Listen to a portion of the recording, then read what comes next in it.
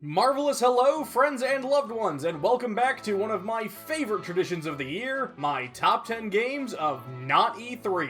The kind of funny thing is, since I've started doing these only a couple of years ago, I've now actually done more videos on not E3 than I have on actual E3.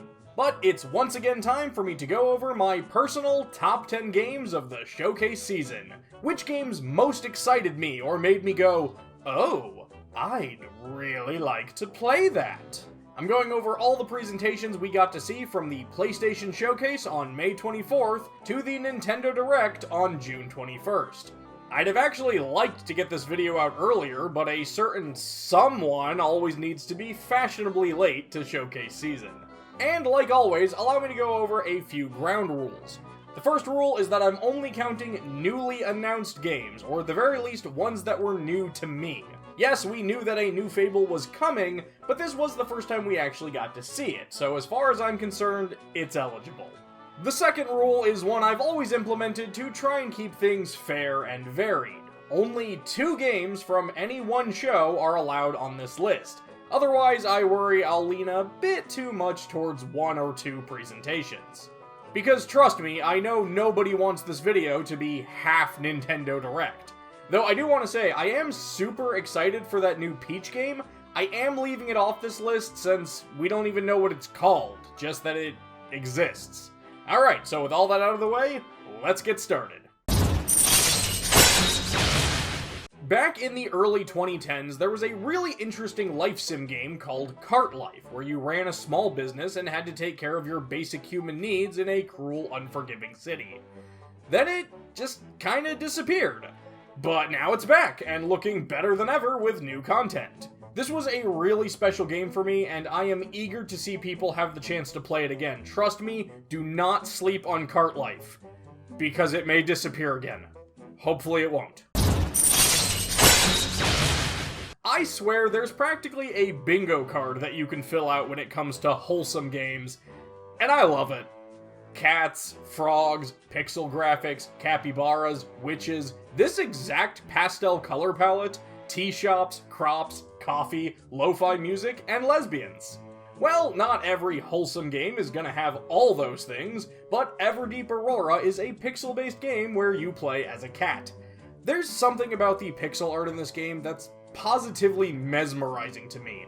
I love the use of colors and animation, and even the layout of the screen looks great to me. Everdeep Aurora is a hauntingly beautiful game, and I can't wait to sink my claws into it. I admit, I'm not much of a car guy. I mean, I don't even know how to change my car's gas belt or fill up the oil tires. But I do like super stylized cartoony worlds with some great looking character designs. I'm not saying that RESISTOR is going to be my game of the year or anything, but I do like the idea of taking out the top racers in a frantic, fast-paced game like this. And it may have helped that Laura Bailey referred to it as a car-PG.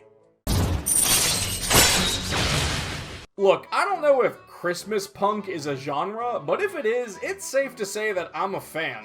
There's something I've always loved about the idea of having these action-packed worlds and stories set to the colors and symbols of Christmas time.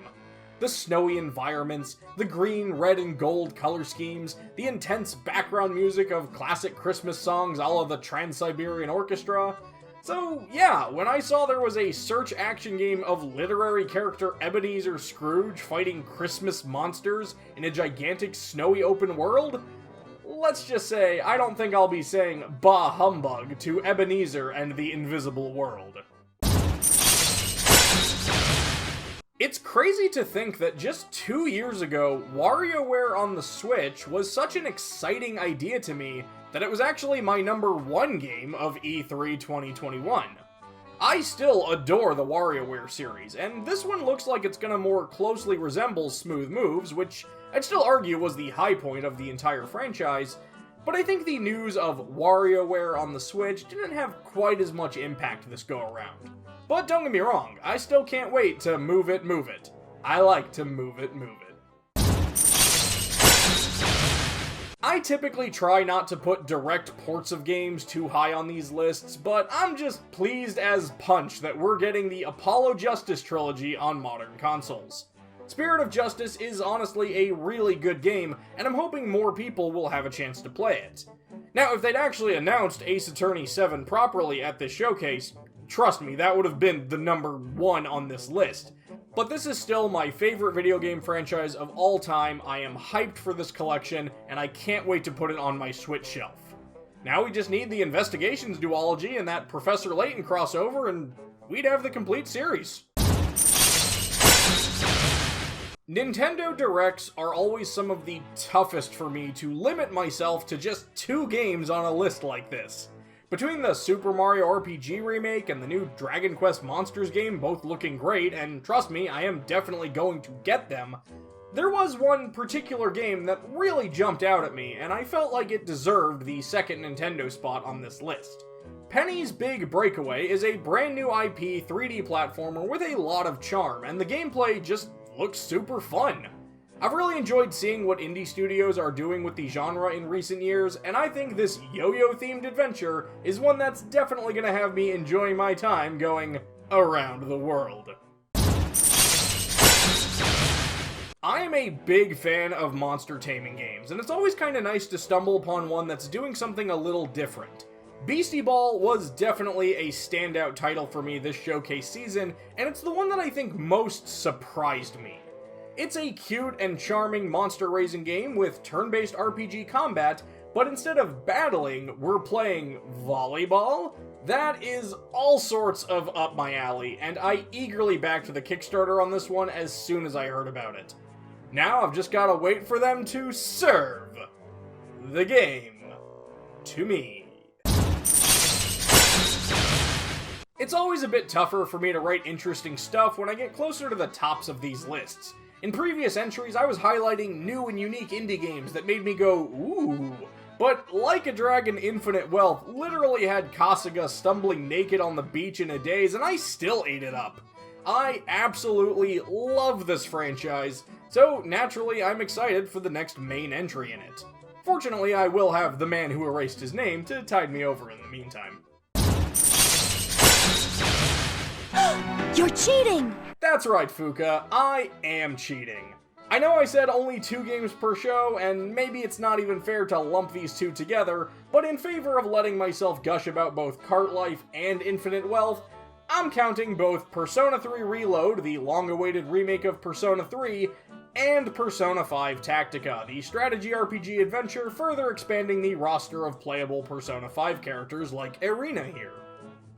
While there has been some less than pleasant news regarding what is, or more specifically isn't, in Persona 3 Reload, I'm still excited to play it early next year. And as for Tactica, hey, apparently strategy RPGs set in fantasy worlds focusing on 3 different kingdoms are 2 for 2 on being my #1 game of the year, so we'll see what happens with that, huh? Alright, and that's my personal top 10 list of my most anticipated games of Not E3 2023. Honestly, with how much I had to limit myself on this list to narrow it down to 10, there are plenty of great-looking games on the horizon. From smaller indie titles to industry giants, I'm definitely looking forward to start playing. But what about all of you? What were some of your top games of Not E3? Let me know in the comments below and why they look so much fun to you. I'd love to hear about it. Thanks for watching my video, and until next time, take care.